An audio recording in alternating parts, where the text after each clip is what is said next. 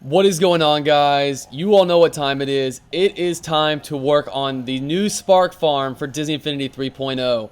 We're taking the idea we had for the last game and kind of just making it better. So this is going to be version 1. I'm going to come up with a bunch of different versions, but this is the old go-to, works all the time. I mean, look, we've been running this thing for me for less than a minute. I'm already at level 5. The friendship for my sidekick's growing. And we're getting a ton of blue sparks to buy toys in the meantime. So let's break it down, and I'll show you how to get this version going. Get low when the whistle go. Alright guys, so this is what it looks like when you get out of it when nothing's running. This is all I have. It's all this right here. We got the teleporters. I added a camera just for fun. And then just the enemy wave generator. This is definitely the fastest way to get sparks. This is the fastest method. And I'll show you guys how to set it up right now. So let's get started. Before, so we don't crash the game, let's save the game. Alright, we got the game saved. My internet's being weird right now, so it took a little while. But let's get started. So here's everything you're going to actually... Hold on. Let's go over here. Just because I don't want to be facing the same way. Let's put it on this side. Here's all you need. We will go over to the creativity toys. That's where you'll pretty much get everything, to be honest. Let's get... Here we go. I added a camera. This isn't a necessity to have, but it's cool, so we'll add it anyway. You want, where are they at? A repeater. We'll just put him right there. You want a enemy wave generator, which should be coming up right there. Enemy wave generator. You want a kill switch. Make sure you don't step on that because it doesn't make things very happy for you. You will want 2 teleporters, as so. And a trigger area. That's it. That's all you need, guys. But to make this one more fun, we are going to add a few of these guys to make this even faster. So you can just kind of stack them just to keep track. We'll do 3. So that'll be 3 times what the last one was. To get started, what I recommend doing first is linking the teleporters. So you'll go into their logic, you'll click teleporter, teleport, teleport here. And that's it. As long as you see that green, not green, sorry, that orange line, that square moving back and forth, you're connected. So with that, you're good to go. Another thing I recommend is to take the trigger area, and I'm actually going to make it narrower. So make it a tighter square. If you can make it a perfect square. It's kind of laggy a little bit. I don't know why, but it's a little buggy. Like so. No, I want to get it shorter.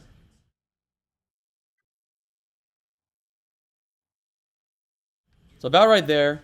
Again, you can do whatever you want with this. This is just... The height depends on how many trigger areas you want. I'm going to do mine like that. We'll just experiment. That's the thing, guys. A lot of experimenting makes it way more fun. So we'll move the teleporters in later. And then next, let me think. I have to think about this every time I do it. So...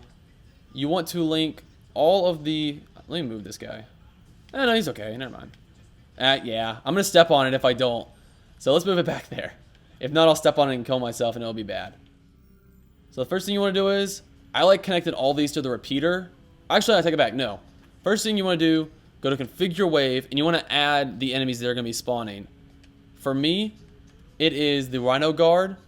I think it's the fastest. I think it's the most efficient for the characters I have unlocked right now. Now, when you play the playsets, I'm sure you'll unlock more enemies.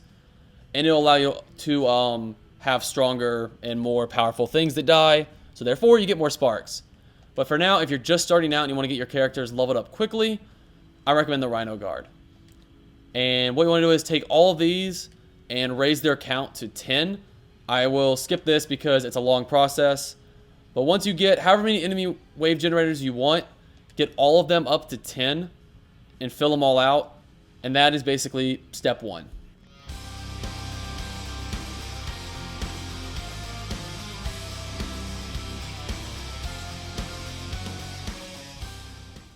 Alright guys, once you get all however many wave generators you want, remember you can do 1, which is what I have in that small one right there. You can do 3, you can do 10. You can pretty much do whatever your system can handle. But however many you have, once you set all of the waves to 10 of whatever the strongest enemy is, go back into them. I want to make sure you see this separately.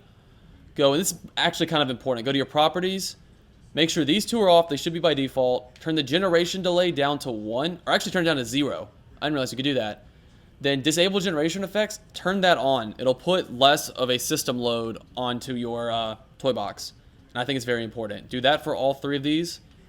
I wish you could scroll up to go to the very bottom. But it's all good. So make that at 0. Make that on. Same thing for the last one right here. Same thing. And I just want to add, since I just made this, I'm trying to remember what I did as I go. So if I stumble over my words or anything, I'm thinking. So bear with me, guys. The next thing, and I'll talk about that as we go. Connect each of these guys. So new logic connection, wave generated. Oh wait, no, I take it back. Sorry. Rewind. Do this. Go to properties as well. Turn the rate down to 1. I don't know how much of a difference this makes, but I always do it. So, I don't know. It makes sense. Then go to new logic connection. Repeat. And then highlight this guy. Generate wave. And I like what I was going to say was, you can see now the blue bar showing that things are connected. I think that is a great idea. So, mad props to Disney for doing that. Fantastic idea. Really happy they did that. So you want to connect that to each of these. So you repeat with the repeater. And then repeat. Go over to the wave generator. And come on. There we go. Tell it to generate a wave. Perfect. Next, you will do this. New logic connection when entered by a player. You can do any player. I'm doing player 1 because it'll probably just be me for most of the time. So, but we'll do any. We'll do any just for the sake of it. Any. It will turn the repeater on. And then when exited, new logic connection, exited by a player. Make sure it's a player. Any player. It will turn the repeater off. That way, when you leave, it doesn't keep spawning enemies. Next, and this is kind of a fail-safe. I do this just to make sure it keeps working. When entered as well by a player, any player, it will turn all of the enemy wave generators to generate a wave as well. This is kind of a fail-safe. And for me, it's worked very well so far. So do that for all 3. When entered by a player, any player. I keep wanting to do player 1 because that's force of habit. For the second one, generate wave. Perfect. And then for the last one, same thing. Entered by a player, any player. You will go through and connect it to the last one. There we go. Just like that. Generate wave. All right. That's probably the most complicated part that I can think of off the top of my head. And now you can do the kill switch.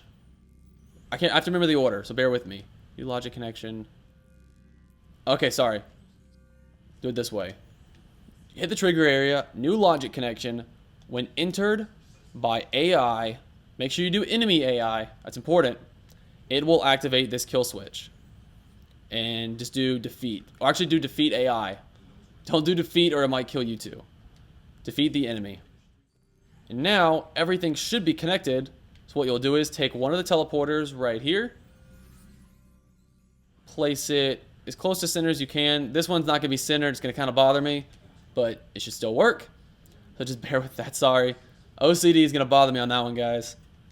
Now take these. Move them. Make sure you move the one you made. Not like a new one. Or it'll mess up. Make sure you don't add a new one. Make sure all you're doing is moving the ones you've already messed with. Move this one up. You might want to keep the trigger area wider. This is experimenting. Some of these sparks might come out. Again, I haven't experimented with this size. If so, I'll make it wider and I'll show you. I might have to do that anyway. But we'll see as time goes. So there's 3 of them. And what I like to do is take the kill switch, move it all the way to the top. Just sit it kind of like it's sitting on top of the building. Like, that'll work. That way you don't accidentally touch it. And then the same thing for the repeater. But actually, for the sake of it, I'd say leave the repeater down here just in case something happens and you need to mess with it. We'll just put it right here next to this. Just for now. And then this was added just for me because I thought it would make it cooler. I take the camera. Oh, actually, I need to link the camera. I haven't done that yet.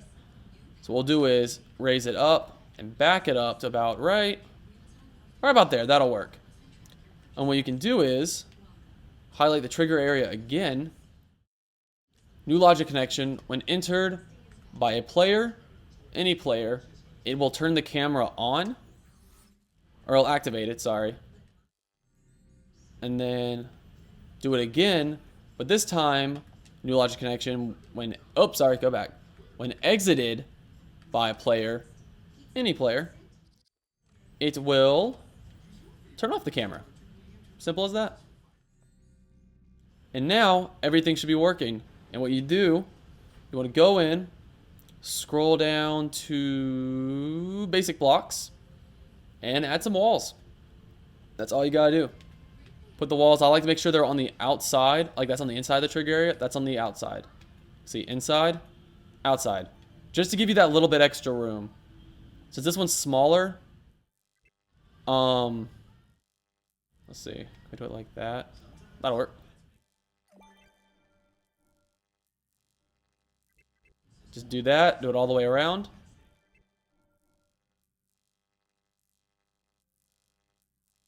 We'll see how this works. It should. Oh, no, it's going to bother me.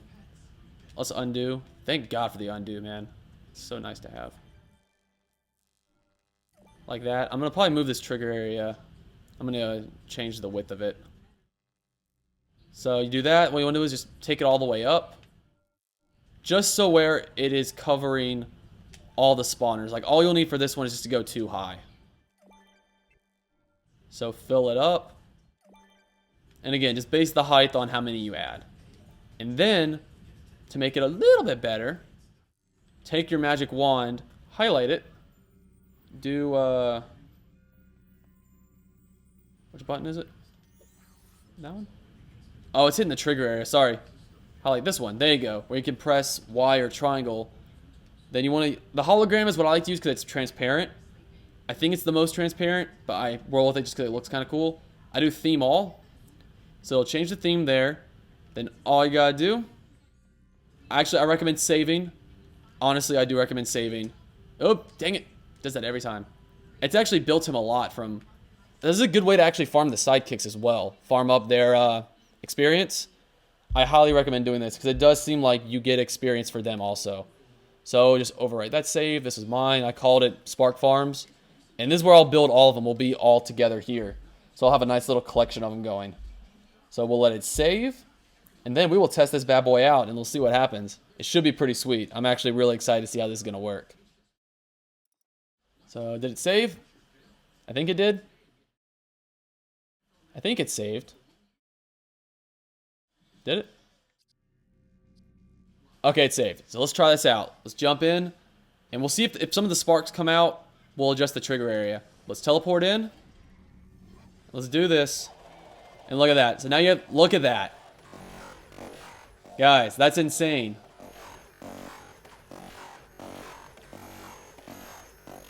I'm not getting some of the sparks. There it goes. Okay. You said I had to move over a little bit. Sometimes that happens. You got to move into a better spot. And look at that, guys. Look at all of the spawning. And like I said, I like having the camera just so I can have this cool angle for it. But I mean, this is just crazy. Look at that. Just keeps going up. It's a very, very efficient way. And remember, you can make this bigger and bigger to have more enemies spawn at the same time. And it's just more, efficient. And that's how you do it. That is version 1.0 of my Spark Farms. Pretty similar to 2.0. Still gets the job done. So again, that's what this one looks like. You can teleport out, and it will stop it. So you can see, it's got to run the course, so it has to finish. But you can still just run by here and pick up all the sparks that happened. So you can pick up all the extras, just like that. And it just keeps it going. It's absolutely insane. There we go. All right, stop. I'm not sure why some of the sparks are glitched in the wall. I don't have really an explanation for that. But still, pick them all up. Oh, I entered the trick. Whoops. Enter the trigger area. But anyway, and then so you have this one. This is the old one. They might get some lag now that we have 2 running. Might get a little bit of lag. Yep, it's going to get a lot of lag. It can't even handle it. You can see it triggering, but it's not showing them. So, there you go, guys. That is version 1.0 of the Spark Farm for Disney Infinity 3.0. Hope you enjoyed it. If you did, give it a thumbs up. Give this video a thumbs up, man. That'd be awesome. Share it with your friends. If you have any friends playing this game and they want to get leveled up super quickly, try this method. I'm going to be coming up with a lot of new ways also, but I still think for right now, this is the most efficient that we know of. But be sure to subscribe, guys, because I have so many videos coming for you all. So be sure to subscribe so you don't miss a thing, and you'll be able to see when my next Spark Farm goes live. So be sure to hit that subscribe button to be awesome. And guys, thank you all so much for watching. And as always, I'll see you all in the next video. Later!